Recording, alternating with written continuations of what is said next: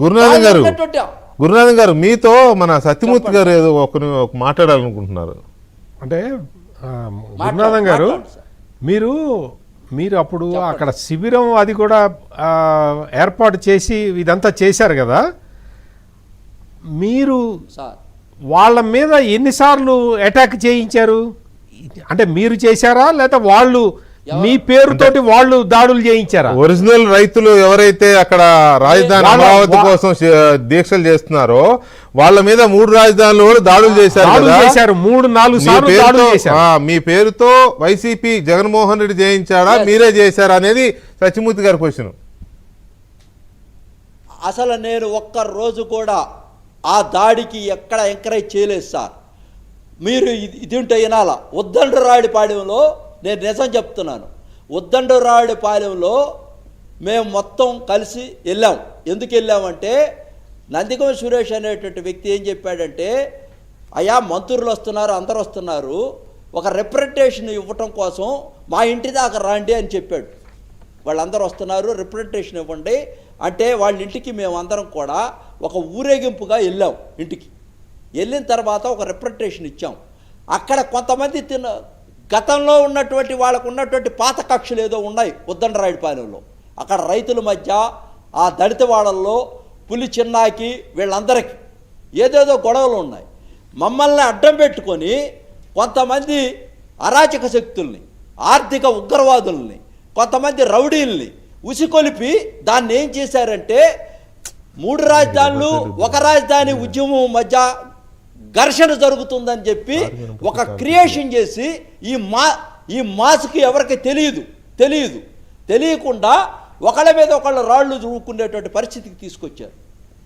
అప్పుడు నేనేం చెప్పానంటే, ఏమంటే నందిగం సురేష్ గారు, ఇది మనం ఉద్యమం చేస్తున్నాం, ఆ పులి చిన్న మీదకి పంపించొద్దు, ఆపండి, రాజేంద్ర మీరు వెళ్ళొద్దు, రెచ్చిపోవద్దు, పోలీసులంతా ఉన్నారు, రాష్ట్రం దేశం మొత్తం చూస్తూ ఉంది, అరాచకం సృష్టిస్తూ ఉంటే నేను ఆపుతా అందరిని ఆపుతా చేస్తూ ఉంటే నేను అలిచిపోయా.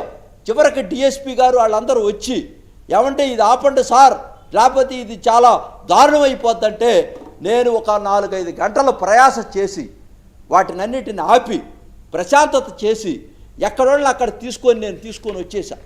నేను దాన్ని ఖండించాను. మీరు చూడండి, ప్రత్యక్షంగా అవి లైవ్లో వచ్చినాయి. నేనేం మాట్లాడానో ఆ రోజున నాకు తెలుసు. నేను ప్రజాస్వామ్యవాదిగా నేను ఎప్పుడు కూడా రక్తపాతాన్ని కోరుకోను. నేను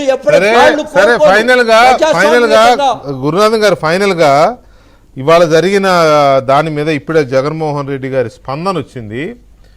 అమరావతిలో వైసీపీ నేతల పర్యటనపై జగన్ స్పందన. ప్రభుత్వం నడుపుతున్నారా, గూండారాజ్యం నడుపుతున్నారా? పట్టపగలు ప్రజాస్వామ్యాన్ని కూనీ చేశారు, అమరావతి పేరుతో దోపిడీ చేస్తున్నారు, వాస్తవాలు బయటికి రాకుండా ఉండేందుకే దాడులు, అమరావతి పేరుతో మీ దారుణాలకు రైతులు బలైపోతున్నారు, రైతులకు వైసీపీ అండగా నిలబడడం తప్ప, ఇప్పటికే అమరావతి పేరుతో వేలాది ఎకరాలు లాక్కున్నారు, బినామీలకు పంచేందుకే భూసేకరణ. ఇగో ఈ స్పందన, ఈ స్టేట్మెంట్ మీద ఒక 1 minute మీ రియాక్షన్ చెప్పండి గురునాథన్ గారు. టైం లేదు మనకి. ఇప్పుడే చెప్పారు కదా ఇసుక ర్యాంపులు అన్ని అంటే మరొకసారి చెప్పిద్దాం, చెప్పండి సార్.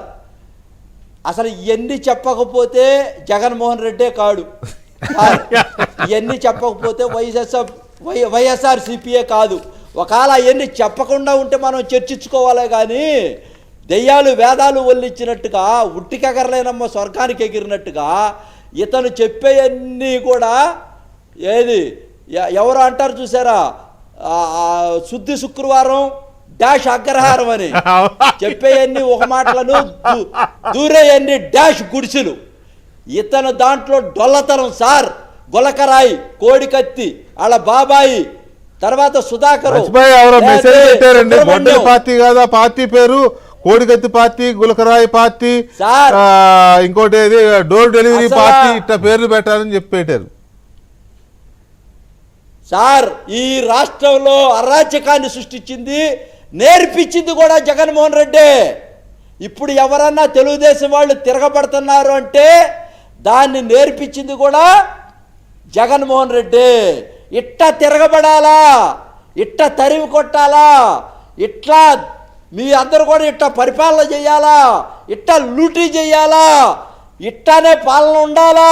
ఈ ప్రపంచంలో ఈ భూమి మీద ప్రజాస్వామ్యం పుట్టిన రైట్ తర్వాత ఓకే రైట్ ఓకే ఇంతమందికి గురునాథ్ గారు అటువంటి- ఓకే ఒక్క నిమిషం అటువంటి సత్యమూర్తి గారు జగన్మోహన్ రెడ్డి రియాక్షన్ మీద మీ- అది ఈ దశాబ్దపు జోక్ అదేనండి. ఓకే ఈ దశాబ్దానికే జోక్ అది. ఎక్కడంటే ఇప్పుడు గూండాలు రౌడీలు వచ్చి అమరావతి రైతుల మీద అటాక్ చేస్తే